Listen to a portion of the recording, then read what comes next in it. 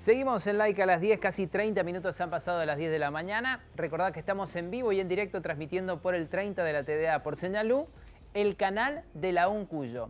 Algo compartimos con ustedes en el momento de las noticias, porque sin duda es una noticia importante a nivel político y económico, la incorporación de la Argentina a los BRICS. Pero ¿qué significa esto? Está conectado para charlar con nosotros un experto en el tema, nuestro compañero Mario Guerrero. Mario, ¿cómo te va? Bienvenido a Like a las 10. No, por favor, muchas gracias por la invitación, Emi. Convocado porque verdaderamente queremos saber más acerca de la noticia. ¿Era esperada o no era esperada? La verdad es que no, y yo desde lo personal puedo decir que era muy escéptico respecto al hecho de que se fueran a publicar o negociar acuerdos respecto a cómo incorporar nuevos miembros. Así que en ese sentido, porque en realidad la mayor noticia está en el hecho de que si uno lee el comunicado, no solamente lo que el presidente Alberto Fernández salió a decir y la vocera y demás, sino uno lee la summit firmada, dice que efectivamente Argentina, al igual que otros países como Etiopía, Emiratos Árabes, Arabia Saudita, Irán, etcétera, se incorporan como miembros plenos. Entonces eso es un detalle importante a tener en cuenta, porque no es que simplemente están siendo invitados a lo que se llama el BRIC Plus o al nuevo Banco de Desarrollo, sino que estaríamos hablando de la mayor incorporación de nuevos miembros en la historia breve del BRICS, ¿no? Vas a tener que cambiar el título del libro ahora. ¿O cómo se va a llamar el BRICS? Bueno, ahí eso deja abierto varias cuestiones. Hay que ver, lo cierto es que yo creo que esta aceleración hay que pensarla.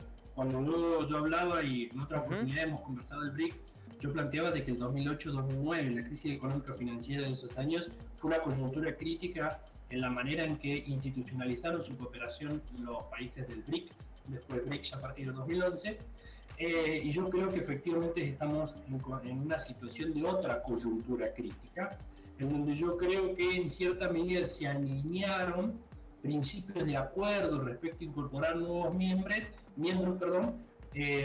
respecto a la coyuntura en la que nos encontramos a nivel internacional, ¿no? Rusia, que necesita mayor apoyo, hay un deseo por parte de los países miembros de fortalecer su capacidad y su peso e incidencia en todo lo que tiene que ver la gobernanza económica financiera.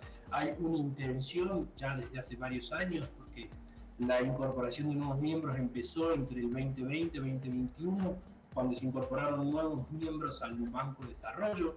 Entonces, en este sentido, hay una intención de diversificar las relaciones económicas y de inversión entre los miembros hacia otros países.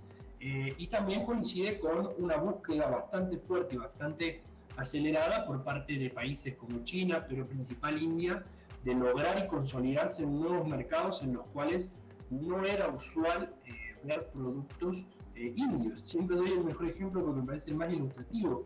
Es increíble cómo es que las motos y trimotos indias están logrando conseguir cuotas de mercado en una región como lo es Sudamérica, en donde nosotros estamos acostumbrados fuertemente a ver marcas japonesas, alguna que otra marca china, pero lo cierto es que cada vez estamos viendo más TVS o Bajaj como motos y trimotos en el continente. Entonces hay un marcado interés por parte de la India de vincularse fuertemente con el continente en términos económicos. Así que hay varias aristas desde la política exterior individual de cada uno de los miembros que permite pensar en una ampliación. Lo que no está claro, lo que no está dicho es la manera, cuál va a ser el procedimiento o por qué, o cuáles han sido los criterios por los cuales se han incorporado estos países y no otros. Yo veo dos cosas rápidamente. Una es el equilibrio de representación continental, que eso es algo que se viene pregonando desde hace bastante tiempo en muchísimas esferas, principalmente el banco, y lo que vemos es algunas figuritas repetidas. Por ejemplo, Emiratos Árabes y Egipto, dos de los países que han sido enunciados como nuevos miembros plenos del BRICS, ya son actualmente miembros del nuevo banco, tienen acciones en el banco, y Argentina, como nosotros ya hemos conversado en otras oportunidades, a los fines de lograr los objetivos económicos que buscaba el ministro de Economía, Sergio Massa, en el último viaje que realizó a China, estaba revoloteando, dando vueltas como para incorporarse al nuevo banco, Entonces, es algo que se venía, son nombres que se venían repitiendo. Lo cierto es que no queda claro los mecanismos y cuáles son los siguientes pasos a realizar de cara a lo que se viene. Mario, ya nos pusimos en contexto, pero si te parece, volvamos al origen. ¿Qué es el BRICS? ¿Es un FMI? ¿Es un banco mundial? ¿O es un poco de las dos cosas? Bueno, el BRICS es una cosa bastante curiosa, porque el BRIC surge sin la S, surge a comienzos de los 2000, particularmente 2001, 2003, porque hubo una creación de la Goldman Sachs. Eso es lo curioso, ¿no? Ujú. La Goldman Sachs, al igual que un montón de otros bancos y financieras a nivel internacional, lo que suelen hacer son informes técnicos que dicen, bueno, estos van a ser los nichos del mercado del futuro, porque tienen una proyección económica bastante fuerte y tienen mucho que dar y mucho que decir en materia económica a nivel mundial.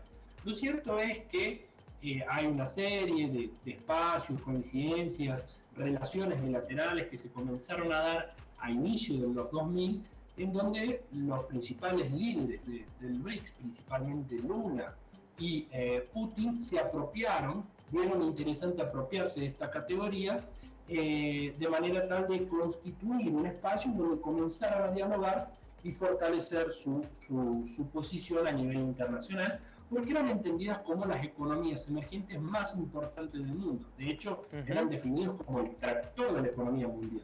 Entonces era coherente que comenzaron a dialogar. Lo cierto es que la crisis económica del 2008-2009 coincide con estos diálogos preliminares e informales y terminó relanzando al BRICS porque quedó claro de que su capacidad de coordinación era muy beneficiosa para ellos. De hecho, de esas coordinaciones y de ese trabajo conjunto se logró presionar en diferentes reuniones del G20 la necesidad de actualizar las cuotas de votación, es decir, las cuotas de acciones del Fondo Monetario Internacional, hicieron que, por ejemplo, estos 4 países quedaran colocados entre las 10 mayores economías dentro del FMI, los que más cuotas de votación tenían. De hecho, China llegó a superar a Alemania, producto de esa actualización. Entonces, a partir del 2009, por eso yo hablo de una coyuntura crítica, comenzaron a diversificar su cooperación. La agenda económica sigue siendo la agenda prioritaria y principal, sobre la cual se ha acelerado mucho más. Han creado un nuevo Banco de Desarrollo, que no es un FMI, es, si lo tenemos que poner en términos similares, es como un BID, un banco más similar al Banco Interamericano de Desarrollo, porque lo que hacen es financiamiento en infraestructura.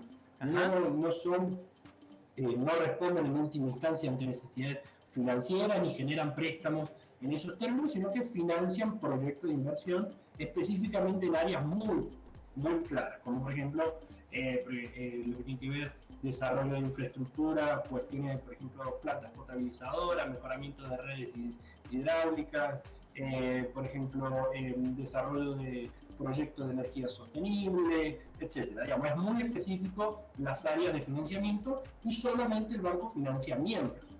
De acá es que la necesidad en su momento, cuando se discutía y Argentina pretendía que el banco financiara las importaciones de Brasil, se le dijo que no, porque no es lo que hace el banco, pero se le dijo que, bueno, si quiere recibir financiamiento de ese tipo, tiene que volverse una acción, ¿no? Entonces, el banco es una de las herramientas. Lo cierto es que el BRICS se ha diversificado y se ha tecnificado de manera tal de que los países han comenzado a cooperar en diferentes planos. La cuestión económica, la cuestión en menor medida, pero en cuestiones de seguridad también. Otra de las áreas principales sobre las cuales ha cooperado es lo que tiene que ver en materia de salud. El nivel de cooperación e intercambio en ese sentido ha sido muy fuerte y en la pandemia se pudo ver, digamos, los niveles de colaboración en el desarrollo de vacunas. Eso es un área muy trabajada desde hace mucho tiempo en el espacio BRICS. En fin, es un espacio que se ha consolidado de manera tal de que ha diversificado su agenda de relaciones, entendiendo que en el escenario actualmente el BRICS se lo ve como el faro a partir del cual se puede reformar, eso es un detalle interesante, importante, reformar el orden internacional. No se busca crear uno nuevo, porque se reconoce la importancia y la centralidad que tienen las organizaciones internacionales actuales, pero sí el principal espacio a partir del cual se busca alterar la simetría o la división actual de poder en el escenario internacional. Mario, ¿y qué impacto puede llegar a tener esta noticia en las economías regionales? Porque Alberto Fernández dijo, bueno, hay 2 provincias que tienen como principal socio comercial a Brasil, como es el caso de Mendoza. Mencionó a San Juan y Santa Fe con India y a otras 8 provincias con China. ¿Esto puede tener un impacto directo en estas economías regionales o es darle continuidad a una política que ya se está realizando? A ver, hay una realidad y tiene que ver con el hecho de que si entre los miembros los niveles de intercambio comerciales y los niveles de inversión han aumentado. Los niveles de inversión han sido más irregulares Sí. en comparación a los niveles comerciales, pero lo cierto es que han aumentado y si uno mira los números desde 2009 en adelante a 2009 para atrás, se da cuenta de que efectivamente los niveles ha habido un mejoramiento en el tipo de relacionamiento, particularmente con cosas que ya hemos conversado. Hay una cosa bastante difícil de resolver, porque, por ejemplo, es mucho más fácil de que Sudáfrica firme un tratado de libre comercio con Rusia a que Brasil lo haga con otros países, porque Brasil lo tiene que hacer a través del Mercosur. Bilateralmente no lo puede hacer. Pero sí, por ejemplo, se han firmado acuerdos bilaterales entre los países que han incentivado, por lo menos han generado un clima más propenso para la recepción de inversión extranjera directa de un país al otro. Entonces, por ahí, eso puede llegar a ser en el corto plazo, en realidad en el mediano o largo plazo, Argentina puede pensar en la firma de algún tipo de acuerdo en este sentido que aumente los niveles de inversión provenientes de estos países hacia la Argentina, ¿no? Lo cierto es que por ahí puede llegar al incorporarse como miembro pleno, Argentina puede ingresar a 2 recursos, 2 instrumentos económicos muy fuertes, que es el nuevo Banco de Desarrollo, lo cual significa una nueva línea de financiamiento para inversiones en infraestructura. Y lo otro tiene que ver con la reserva de contingencia, ¿no? Eso le generaría mayor liquidez, pero bueno, hay que ver también con la nueva incorporación de miembros, cómo es que eso termina alterando o si se establecen nuevos criterios respecto a cómo es que se daría uso o se habilitaría la utilización de esos fondos, porque realmente es la primera vez que se incorporan países los cuales tienen problemas económicos bastante serios. Estamos hablando de 4 o 5 países que dentro de todo, incluso dentro de la crisis económica 2008-2009, se han constituido o caracterizado por ser el tractor económico. Incluso después, hay muchísimos informes de cómo muestran de cómo es que el BRICS fue el principal tractor que permitió salir de la crisis. No se volvieron a los niveles de crecimiento post anterior a la crisis, pero sí efectivamente. Lo que hay que ver es cómo es que eso termina incidiendo en las relaciones comerciales. Lo cierto es que Argentina, si bien las provincias han hecho mucho para vincularse con nuevos mercados, Mendoza es uno de los países, provincias pioneras en el relacionamiento bilateral con otras economías emergentes, particularmente con China, que estamos hablando, son más de 20 años de relacionamientos económicos, en mandar misiones comerciales. Lo cierto es que hay un problema de escala ahí, y hay que ver si es que, cómo es que Argentina se termina acomodando y las provincias se terminan acomodando a los niveles de demanda que puedan llegar a provenir de estos mercados que son muy grandes, aunque por ejemplo en China el vino cada vez está ganando más mercado, entonces puede llegar a ser de que esa puede ser una ventana de entrada, pero hay muchos desafíos en este sentido, pero se genera como una ventana de oportunidad. Mario, la última, agradeciéndote estos minutos que nos has dedicado en un día tan importante. No te quiero meter directamente en la política local, doméstica, pero el candidato más votado en las elecciones PASO fue Javier Milei, quien dijo que iba a romper con el Mercosur y que iba a destruir cualquier tipo de acuerdo con China porque no hace acuerdos con países comunistas. Y esta noticia del BRICS es como contradictoria para un futuro que tal vez tenga la Argentina. ¿Es más fuerte el BRICS que cada uno de los presidentes que forman parte de estos países miembros? Bueno, a ver, el BRICS tiene como premisa no intervenir en los asuntos internos de los países, y eso es algo que se ha sostenido fuertemente. Sin embargo, esta situación no sería la primera vez en la que el BRICS se encuentra envuelto. El BRICS está compuesto por una serie de países que han tenido serios problemas de inestabilidad política a lo largo de su historia, digamos, la historia del BRICS, que han puesto en jaque, en cierta medida, la participación de los países. Lo cierto es que, y con ello está el caso de Sudáfrica, si bien hay continuidad del partido desde los 90, Sudáfrica ha sido un país que ha ido y venido, pero particularmente Brasil. Recordemos que Bolsonaro tuvo un discurso similar al de Milei a lo largo de su campaña, pero lo cierto es que a lo largo de su mandato no pudo hacer nada de eso. De hecho, llegó a tener situaciones bastante serias. Recordemos que hay los dichos de, por ejemplo, no solamente de Bolsonaro presidente, sino de Bolsonaro hijo, en donde se hizo la comparación entre lo que había pasado en Wuhan, en China, con lo que había pasado en Chernobyl, haciendo esas asimetrías y esas especies de apologías en contra de ello. Pero lo cierto es que más allá de ese nivel de violencia o de pelea, Brasil mismo con Bolsonaro no pudo romper relaciones con China porque es el principal socio económico que tiene el país, situación en la cual nosotros nos estamos encontrando no solamente con China, sino que Brasil es nuestro principal socio comercial. Es decir, dos de los países fundadores del BRICS son los tractores económicos de nuestra economía, lo cual da cuenta de que hay una realidad material que es muy difícil romper.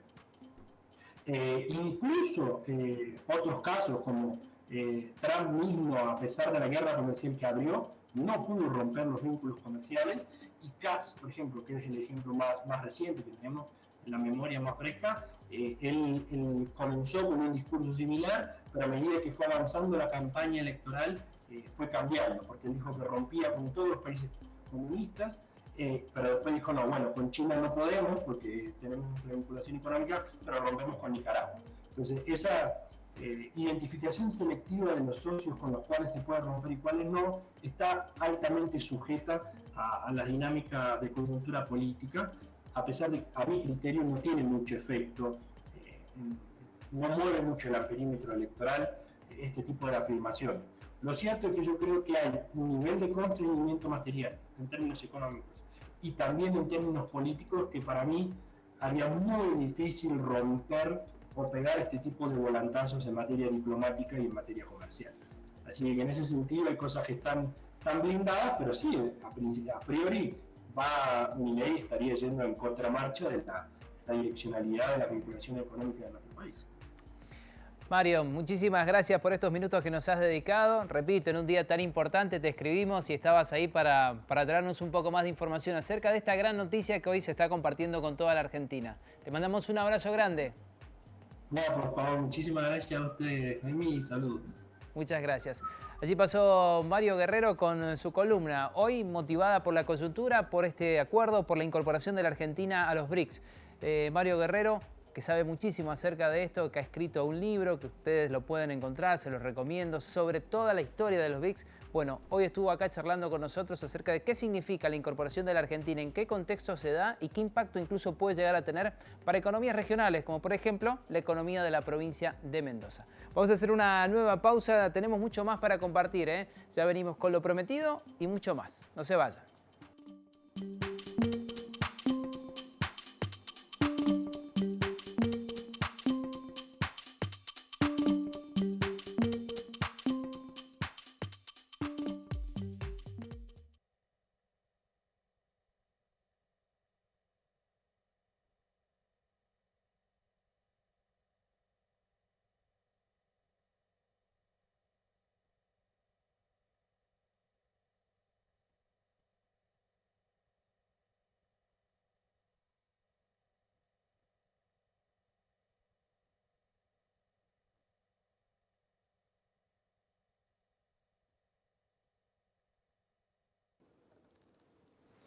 Sí. ¿Sí? ¿Te escuchó? Bueno, dale, me siento acá en el silloncito así. Porque la banqueta estaba muy dura.